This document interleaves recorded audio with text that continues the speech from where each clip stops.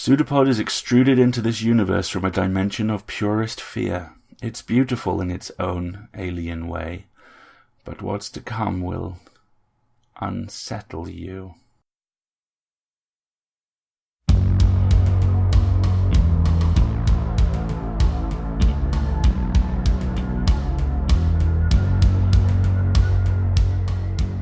Pseudopod, episode 662 for August 23rd, 2019. Indian Giver by Ray Cluley. Lead me to a lonely place, dressed for opening time. Show me bleeding where my love burns you breathing fire. I'm Alex, co-editor of Pseudopod, your host this week.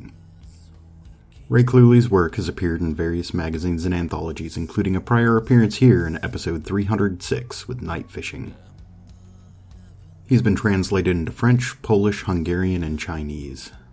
He won a British Fantasy Award for Best Short Story, and has since been nominated for Best Novella and Best Collection. That collection, Probably Monsters, is available from Chizine Press. Follow the links in the show notes. Indian Giver first appeared in the aforementioned collection in 2015. It was reprinted in Ellen Datlow's The Best Horror of the Year, Volume 8. Your narrator this week is Jonathan Dans. Jonathan is a writer, voice actor, and digital marketeer who exists in a parallel dimension suspiciously similar to West Virginia. He's currently working on his next novel, Black Lily, about Clee Rivers, a young black woman in 1920s Appalachian coal country with a knack for invention who must battle a corporate conspiracy across multiple dimensions to find her missing father. Find out more about that project in the links in the show notes. Now, we have a story for you, and we regret to inform you. It's true.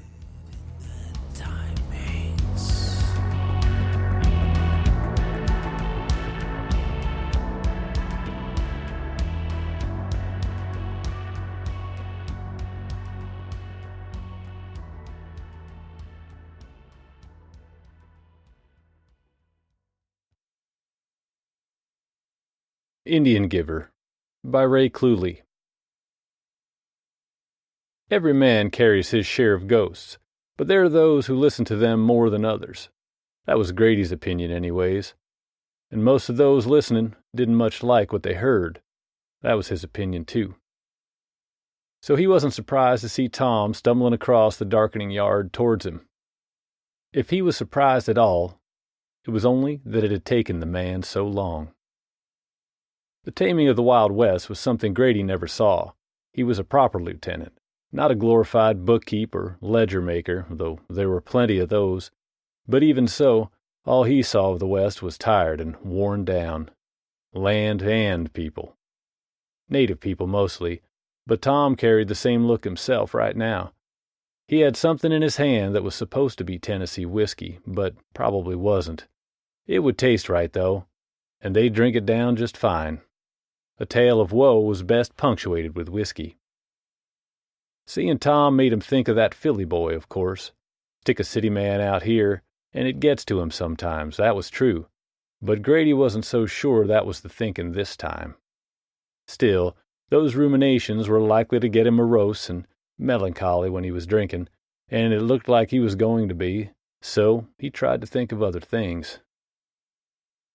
Tom saw Grady was sitting on the porch and stopped. He hitched his belt up, touched his hat. "Evening." "Evening, Tom. Been a while. Where you been?" "The pen." "You're spending a lot of time up there these days, I hear. Keeping company with our noble savages." Savages. All Grady saw was farming folk with darker skin and longer hair wearing expressions pressed on them by hard work. The white man had taken their animals and taken their land, and they weren't about to give it back any time soon. "Noble savages," Tom said, nodding. "Don't see much noble civilized, do we?" Grady looked Tom over. The last of the light was leaking from the sky, but he could see enough in the dusk to know Tom was in a bad way, and drunk with it. "Got something to talk about," Tom said, showing Grady the bottle he held. Grady nodded. He got up from his chair with a creak he pretended was the wood, and went in for the cups. "All right," said Grady, sitting back in his accustomed chair. There was another beside it and a small table. They had the whole stretch of planks to themselves. The men inside were sleeping. Grady, though, liked to stay out late, watch the stars. "It's one of those stories that needs telling proper because it's heavy," Tom said. "Telling it makes it easier to carry." Grady heard a lot of stories like that. Carried a few, too. "All right." He poured them both drinks. Tom had a story to tell, but he kept quiet a while. That was fine by Grady. He watched the stars do nothing in the sky, and listened to the quiet sounds of men snoring and shifting in their beds beside him. Occasionally a breeze carried the smell of wood smoke and bacon grease from across the yard. "North wall's going to be extended," Tom said eventually. "What for?" Tom shrugged. "Colonel wants to." Grady could have asked what for again, but didn't like to waste breath he could whistle with. Tom tipped his cup and took all that was in it, refilling as he swallowed. Grady offered his own cup for more. He didn't want Tom's nerves to soak up all the whiskey. "Slow down, Tom. It's been a while since you and me shared a drink." Tom acknowledged that with a nod and poured. "Did a roundup a couple of weeks back," he said. "Mountain flush out." Grady nodded, drank. That a fact. He knew it was, but this was how it had to start. "Me, Henry, Cody, Packard, James." Grady nodded. 5 was about right. "You want to talk to me about James, Tom?" "It got messy up there, sir, but I fixed it now." Tom was paler than the half-moon above them, dark rings like smudged soot under his eyes. Tom hadn't been sleeping well, that was how Grady reckoned it. He had questions, but he waited. He'd done his fair share of roundups. Companies went into the mountains looking for Injuns hiding out or just plain missed. There were a lot of them out there still, holed up in caves or just living so remote they were easy to miss first time around, even second and third. Of course, the more Injuns they rounded up and persuaded west was best, the more they learnt where others were. Families wanted to go west together. These people had been tribal once, and bonds were still strong. It was a small place, tucked away in the crags, Tom said. Screen of trees around it, vegetable patch, chickens. There was a well out front with a low wall. Tom paused to drink, but really he was remembering. He wasn't on the porch with Grady no more. He was somewhere in the mountains. "The man, he's big, Goliath big, huge, and he's wearing all this fur that makes him seem bigger. Hair's long and all untied." Tom gestured with his hands, down over his face. "You seen him like that, real wild looking, but with that look they all got, the one that says he knows they're beat and never had no hope otherwise." Grady said, "Stamped down like trodden ground." "Yeah, that's it. That's how he looked. I gave my speech just like always, had my ledger, took a record of what they were leaving, told them they'd be reimbursed and paid a relocation fee, just for going where the land was better anyways." Grady nodded, but he had his doubts about that last bit. To his mind, it was like taking off someone's feet, then giving them a pair of boots. Even if they were given land, Grady reckoned it wouldn't be long before someone took it back again. "He wasn't really listening," Tom said, "but he started gathering things from the yard, like he'd been expecting us a while. 2 young'uns—" Tom's voice caught in his throat. He put his cup down and said something to the floor Grady preferred to hear in church. "A girl and a boy, both dirty and scraped a bit, but smiling. They came out to see." He stared at his empty hands as if wondering where his drink had gone. "The others, they was all in the saddle, same as always. Cody, he had a smoke. James and Packard were talking about Philadelphia. They talked so much about a place they both lived in, I don't know how they managed to say anything new. They knew each other all but biblical." He tried to smile at that, but it didn't work. "Then Henry happened." "Henry." "He did what was usual for him. We'd give him time to pack, and Henry'd use that time to ride around and around their house. Said it put the hurrying on, but really he did it because he liked to rub people wrong." Henry can shoot, salute, and spit a little, but that's about it, so he makes the most of a job like this. Grady knew the type and said so, but Tom wasn't listening. Second time Henry comes around from back, he's got a woman following him. She's all dressed in deerskin and bird shit, got a cloth tied around her waist, held full of eggs. Her hair's long and braided and gathered up a bunch at the back. I remember that, 'cause she was shouting Injun at him and shaking her head and the braids were falling loose. Henry just laughed, spurring his horse a few steps to turn a circle so as he could laugh back at her face. "What did she do?" Grady asked, pouring them another drink. "She threw an egg at him." Tom laughed, but it was a harsh sound. Got him, too. He slapped his hand against his left shoulder to show where. Grady paused, cup hovering at his lips.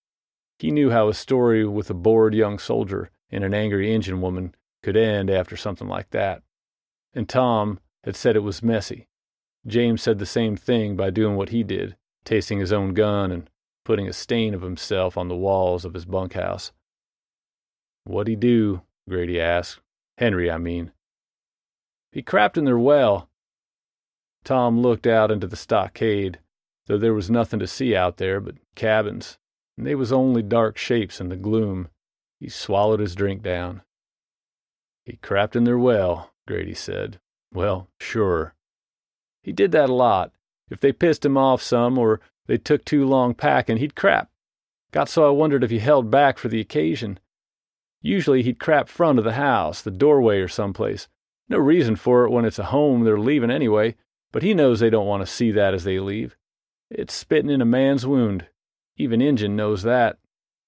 Grady agreed. "Henry's got broken eggshell running down his chest and a face that's fiery fierce. He's dismounting in a hurry, and so am I, but my damn boot tangles in the stirrup. Henry's striding at this woman, hand on his pistol. And she's ready to throw another one, yelling at him and all of us, and I'm thinking, shit, my money's on Henry."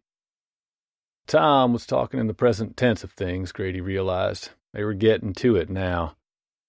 "I'm too far away to stop anything, but the big fella, he steps out from the house and grabs his woman's wrist from behind, bursts the egg in her hand. Then he scoops the rest from her apron, lets them break as well. He's calm, though, saying soft things to her. Henry calms down, too, but not enough to let things be. Not Henry. He strides over to the well they have out front, drops his britches, takes a crap perched over the edge. As far as bad stories went, this wasn't one to lose much sleep over, Grady thought, which only meant it weren't finished yet. Henry finds it funny every time he does it, so he's laughing even as he's dropping his dirt. James and Packard, they're laughing too. They've not been out with Henry before, so it's new to them, and James is as fresh as tit milk, but even so, I reckon they was just easing down after the tension. Cody don't say nothing, of course. Grady knew Cody. Everybody did. Cody was likely the oldest man in Tom's group. Should have been in charge, but for reasons no one talked about, he wasn't in charge. Those reasons were him leading out after Willie Wilson, and none but himself coming back. Wilson was a bad man with a greased holster and a fondness for other folks' horses. Just one man, but Cody couldn't put him down clean. That was a long time ago, but people remembered a thing like that. "Cody keeps out of it," Tom said. "By now the young'uns have come back out because of all the yelling and cussing. The girls fill a cooking pot with things to carry out, and she hugs it to her stomach, watching her mama stride over to Henry. He's still squatting and straining, and she shoves him. Son of a bitch damn near falls in. He makes a wild grab and gets some of the wall and some of her deerskin, and likely let another load loose too without thinking about it. But then he's laughing. It's the nervous kind a man has when he's been scared. We all know it, and he knows we know it, so he slaps her across the face." Grady shifted, but couldn't get ready for it. This would be the messy bit. "Sounds like a bear trap going off," Tom said. "Right now. Bloody, most likely. Henry's pulling his pants up, yanking his belt, but that woman comes right back to push him again. You believe that? He keeps her off with a shove of his own and puts his hand to the grip of his pistol after. I didn't like that. Didn't like any of it, but I'm still dancing around with one foot tangled up. The big man, all fur and muscle and hanging hair, he comes over and I think he'll be like before, calm her down some. He puts his basket down and he looks like he's making to restrain the squall, 'cause he puts a hand on her chest to keep her back, and he puts another out for Henry, like he's keeping them separate. But he shoves Henry hard. Henry backs up a few steps, and the well gets him behind the knees, and over he goes, topples right in. Gone. Grady couldn't swallow his drink for a moment. When he did, it choked a single cough from him. Tom didn't notice. We don't hear nothing at first when he falls. He's surprised like us, most likely, and don't scream or nothing. There's just a sound that's thud and splash. We all start yelling. My foot's finally free, but I'm hopping around a minute. James dismounts with that flashy kick he has and runs over. Packard right there with him. Cody just turns a tight circle on the spot and says, "Hey." Just that. Hey. The engine fellow, though, he ignores everything but his wife. Holds her face real gentle, with his big hands checking her. Her cheeks already swelling and her eyes closing up. He grunts and kisses her forehead. By then James is there with his gun at the engine's face, but looking at the well. He glances down, then back at the engine, then down the well again. He calls, "Henry!" But if there's a reply, we don't hear it. Maybe because I'm shouting to everyone to shut up and calm the hell down. James yells, "Henry, you down there?" Can't see nothing but dark. And I think, of course he's down there. Packard's yelling for Henry as well. He's got his gun on the woman. The only people making noise is us. Even the young'uns standing there are quiet, though the girls got some tears. Tom stopped and took a ragged breath. He grabbed for the bottle of whiskey, but knocked it down. Grady scooped it up quick before anything could spill. "Only thing that tastes right," Tom said. Grady agreed. When he thought about it later, he realized they weren't talking about it the same way. James and Packard got nothing from the well. Engine fellow looks down at James like there's no gun between them. I'm reaching for him, thinking I don't know what, when for no reason I can gather, other than he's nervous or something, James shoots the engine square in the face. Grady wasn't surprised, and yet, well, he'd hoped different. Tom nodded as if agreeing with something and wiped at his neck. The splash of something made a thick noise on my coat, and it was on my neck and in my hair, and we're all just staring. The only noise comes from Cody. This time he's saying, hold on," like he needs a minute. The engine, he turns back to his squaw with a hole where his eye used to be, flap of cheek hanging down, all blistered. He don't seem to know it. Where he stood, James gets the full effect of that face, and whatever he sees up close is enough to make him scared. And James, he lashes out at times like that, so that's what he does. Grady said, "Christ," muttered it to clasped hands as he listened, like a prayer. Now his wife's screaming. Forever, seems like. James is beating her man, who's on his knees now, only still up because of the way James is holding him, hitting him, scared at what he's done and what he's doing, but doing it anyway. Packard's yelling at the woman to quiet, just quiet. God's sake, quiet. And you? Had my gun on James. He looked ashamed to say so. Didn't know till I was putting it away. Grady was struck by a memory of Tom. 4 of them fumbling for a gun at Kathy's. Tom the only one with his wits enough to draw clear and clean. There'd been a stupid fight over cards. Cards. Tom took turns aiming at each of those dumb enough to think a game was worth killing over. Drinks were exchanged instead of bullets, and Tom got something extra from Kathy, on the house. He'd remind them of that later, when this hellish business was done. Try to put a smile where there was nothing but woe. James steps back, blood to the elbow, and the engine falls down. Can't say face down no more on account he's not got one. The woman rips at her own hair. 2 whole handfuls come away. She throws it down and jumps on James before any of us can see. She's still screaming or screaming again, I'm not sure anymore. Packard's quicker than me. He gets her around the neck, but he can't get her more than a pace back and forth. She's fighting, clawing his face like a banshee. Harpy, Grady wanted to say. That would be the usual comparison, but screaming and all, he supposed Banshee would do. Packard says, "Get them damn kids away," so that's what I do. Took 'em into the trees. They don't resist none. They're confused and crying, both of 'em crying. I'm saying things, but I don't know what or if they even understand me, but I keep saying it anyways. Do that for a long time. Tom nodded to himself, tracing his thumb back and forth over the rim of his cup. Stayed that way for a while. What happened while you were gone? Grady needed an answer, but he didn't much want one. Tom shrugged. Don't know, don't want to know. All three were bloody when they came back for me, and it weren't their blood. Theirs had drained away, making them proper pale faces. He snorted. It weren't nothing like a laugh, but it was probably meant to be. We said we wouldn't tell, not ever, but here I am, telling it to you. Grady nodded. He'd heard plenty of bad stories. Probably would for the rest of his days. This one, though, weren't done. What about the children? Brought them back here to the holding pen. Something about that didn't sit right, though. It was like wearing a new gun belt. It fit and all, and it held your guns, but until you broke it in, it felt all wrong. Tom picked up on some of that. Put them with an old squaw who had more blankets than friends. She was happy to take them. Very happy. Didn't ask about parents. Better, thought Grady. Breaking it in some, but that's still not all of it. Grady eased back into his chair, the old wood bending and creaking around him. You want me to report this? Tom shook his head. I could go to Fraser instead of... No. Well, shit, Tom. What did you go and tell me a story like that for? I have to do something. Murder was murder, be it full blood, half blood, Chinaman, whatever. And 2 murders was 2 murders, and 3 was 3, which was what it sounded like. Tom looked away from the empty yard and met Grady's eyes for the first time in a long while. I ain't done yet. It didn't seem like he was going to be, neither, for a little while. Grady waited. He listened to the night, heard its music, and thought of dead men.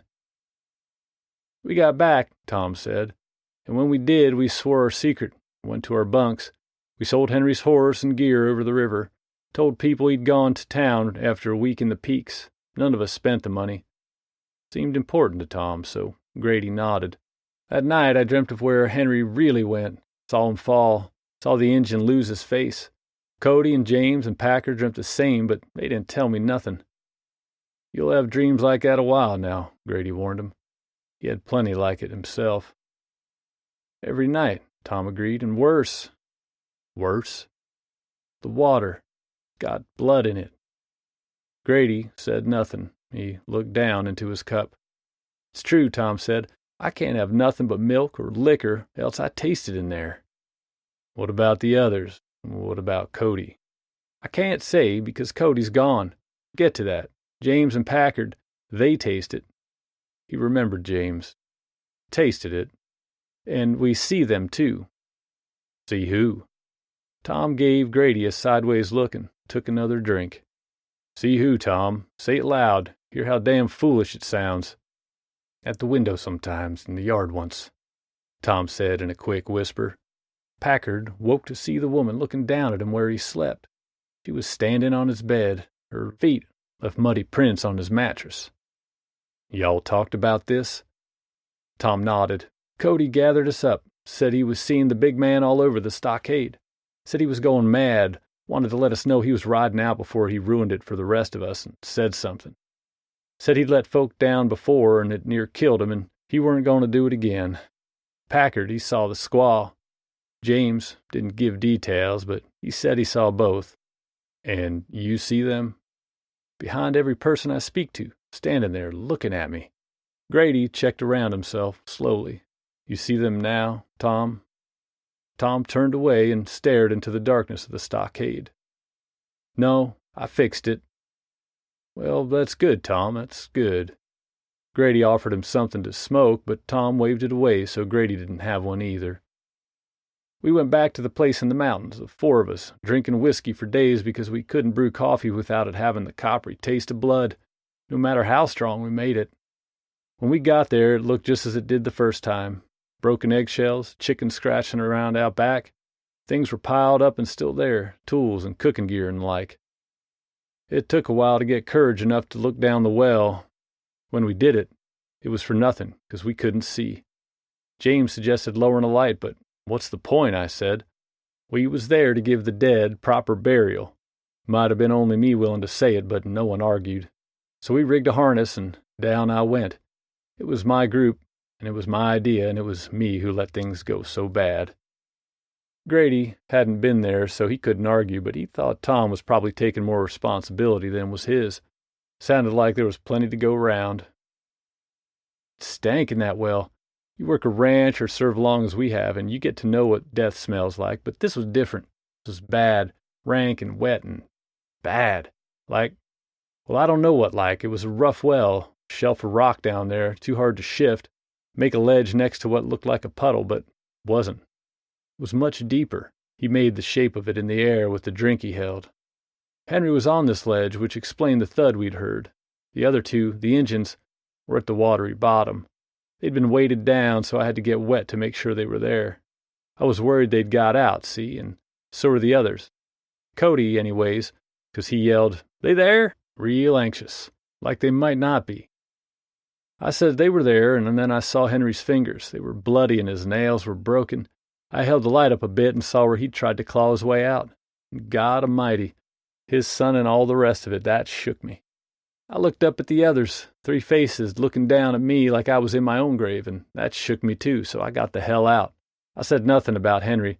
I didn't tell them he only had a broken leg and a head wound, like he'd get in a brawl. Didn't tell them he'd probably starve down there. Tom faced Grady.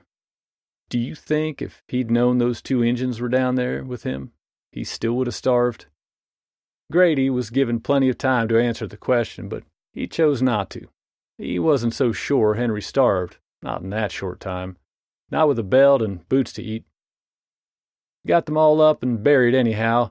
If the others saw Henry in pretty good shape, none of them said nothing. We made simple graves, read a bit of God's word, and came back here. Here, Grady echoed, doing away with the cups and passing the bottle. Tom kept it at his mouth for 3 swallows, coughed a couple of times, handed it back. Quite some story, Grady admitted, taking a pull of his own. Tom held up his hand. A bit more. Let me tell it all. All right. Grady was leaning forward in his chair, bottle hanging between his knees. He was looking at Tom, who was looking at the past. His features were drawn and weary, his voice heavy. I saw the engines again as soon as we got back, saw them playing with their children. All I could do was open my mouth and point. Cody, James, Packard, they all said they saw nothing, and when I looked back, they were right. Cody, though, he was lying. Saw him a few times after, too, and now he's gone. Told someone in his bunkhouse he was off to the same place as Henry. They thought he meant town. I reckon he was being more philosophical than that. And what do the others reckon? Well, James shot himself, didn't he? Grady straightened up. He knew that. Everyone knew that. And he'd been waiting for it near on an hour now, but he still dropped the whiskey and to hell with it. Let it spill. Shit. Yeah. Tom mimed a grim suicide, shot his face with his fingers. Looked that way anyway. Packard. Locked in his cabin, right now, even as we sit here. Got furniture at the door and boards on his windows. Won't come out. I told him I'd fixed it. He said if that was true, then how come he's looking at the biggest, scariest fucking engine he's ever seen? Says the 2 of them are sitting with him, waiting. Waiting for what? Tom shrugged, like he was worn out. Maybe it takes time, this fixing. Maybe they're waiting for what I gave them. Tom had told most of his story to the boards at their feet, but now he looked Grady in the eyes for what he had to say. I figured it out, see? They're a family lot, these engines. You seen it, sir. Not one of them wants to go west without the rest of them. An idea was fighting through the whiskey. Ah, Tom, what did you do? I went to the old lady and said the parents wanted their kids back. Tom was openly weeping now. She didn't like that, not once I'd given them her. They were already close, you see, a new family. You know how they are. Tom. I took them from her, and I took them to the mountains, took them home, gave them back. We never should have taken them in the first place, none of them. We shouldn't be taking any of them. They were here first. We should give it all back. Tom. I made it quick, sir, and I buried them right next to their parents. He sobbed a while after that, and Grady let him. When he fell into a fitful sleep in the chair on his porch, Grady let him do that, too. In the morning, when Tom woke, Grady asked him to tell the story again. He had Fraser with him. Fraser was old, but an imposing figure, neatly groomed, but in a way that said he didn't give a rat's ass if he got dirty. He shrugged his shoulders in a casual gesture that put his coat over the star on his chest, doing his best to be friendly. His mustache was gray through and thick. It softened his words a little. It's all right, son. You can tell me. Tom looked at Grady. Grady looked back. Tom nodded. Let's do it somewhere else, he said to Fraser, getting up. This man's heard enough. I have, Grady thought. Ain't no one can take it back. Fraser put a hand to his hat, nodded with the gestures, and moved aside so Tom could step down from the porch. He's been drinking nothing but whiskey for days, Grady said, so give him time to straighten his story out. It's got some mighty strange kinks in it. Will do, Father. Fraser was the only one still called Grady that. He took off his hat and ran his hand through his hair. It wasn't quite yet the same color as his mustache, not entirely, so he grew it long. He put his hat back on, and with another nod, this time for Grady, he followed Tom down across the yard. Grady watched them leave. Fraser's horse was drinking from a trough in the yard, and something about that drew Tom's attention. Then it all went to hell. Tom screamed, and he backed away so fast he fell. He scrambled back on his feet quick, but still stumbled some. Fraser's horse reared up, stamping its forelegs in the air, whinnying loud and shrill. Fraser had both his guns drawn, but he was pointing them at the trough. Whatever he saw there was enough to stagger him, too. Tom shouted at the water. I gave 'em back. I'm sorry, you hear? I gave 'em back. What happened next depends on who tells it, but Grady saw it like Tom leapt at the trough. Just dived in and thrashed about in the water until he drowned. Some say he was pushed in. Others, that he was yanked forward, but pushed or pulled, nobody could say by who. A few suggested Fraser did it, and it made his reputation more fierce than he was used to for a while. Grady, though, he'd seen Fraser at the trough, and when the man's hands were in the water, he was trying to pull Tom out, not hold him under. Couldn't do it, though. And Grady would never say what he saw holding on to Tom to stop him. Occasionally, when the whiskey was in him, Fraser would add more to the story, but it was a story Grady didn't much like to hear.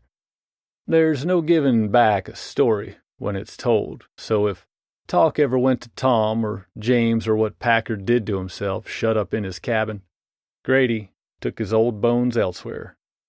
He had ghosts enough of his own without adding more.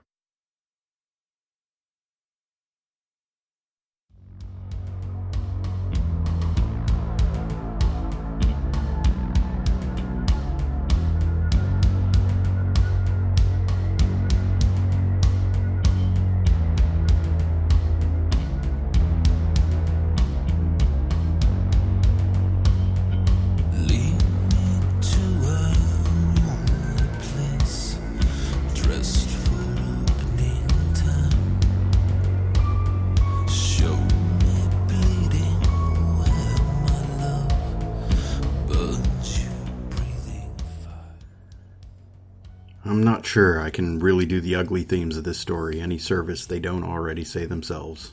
It would be comforting to think this story is merely an unpleasant reminder of a bygone era, but it's worth turning a critical eye to things happening today. That line about the North Wall being extended because the Colonel wants to, it encourages gestures towards the current news cycle. And with that vague gesture, I apologize for being an inferior host this week as I stand in for Alistair. He's professionally enthusiastic, and I admire that enthusiasm as he manages to find the bright spot in things that many others would dismiss. For example, I have never met anyone who will so consistently point out the merits present in the 2011 film The Thing. Still, like many of us, he suffers from imposter syndrome. His case was reinforced significantly after poor treatment by the team handling the door during the Hugo Losers Party. He's not upset that he didn't win the Hugo. He was hoping to win, but not expecting to. In the nomination round, he was recommended more than any other person for this category, but he and a number of other Hugo losers in the second shuttle from the award ceremony were excluded from the Hugo Losers Party, because the venue had already reached capacity. I wasn't there, but everything points to some pretty colossal mismanagement of expectations and the event. I can't speak for Alistair, but if you want to hear about it from him, subscribe to his British Fantasy Award nominated newsletter, The Full Lid. Links will be in the show notes. Speaking for myself, I have to express my profound disappointment. In this event, the next year's team for Worldcon has shown themselves unable to manage a ticketed event with a known number of special guests, and unable to own up to any mistakes they made, or even tender an actual apology. But for me, there's an uncomfortable layer of relief stirred through it. I had been making plans to attend, and this event is an excellent opportunity for me to see a large number of my escape artist family.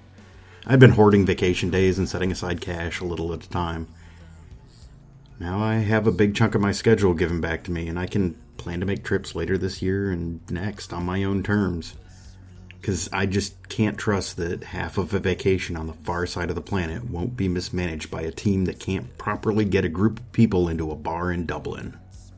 So, thanks for setting me free, y'all, I guess. We're a few short days out from the new SIFWA professional rate, and we haven't hit our fundraising goal in order to afford the new rates for 4 magazines at our current level of output. Unlike the door management, who offered to let a few nominees pass while their plus ones would need to wait outside in the cold, Escape Artists is an organization of solidarity who funds together and aims at goals together as a family.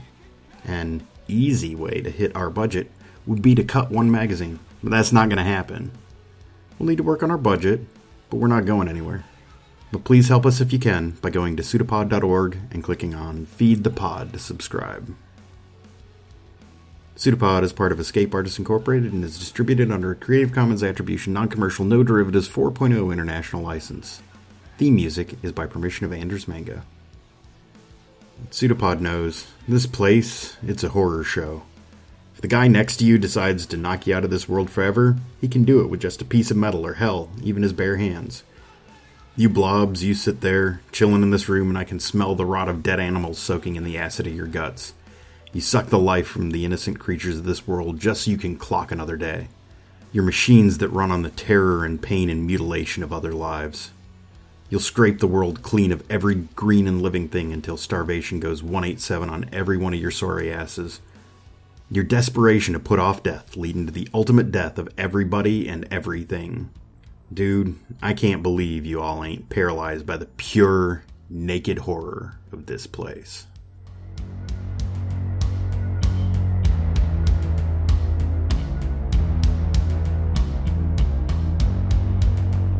It's a pseudopod. It's a big foot.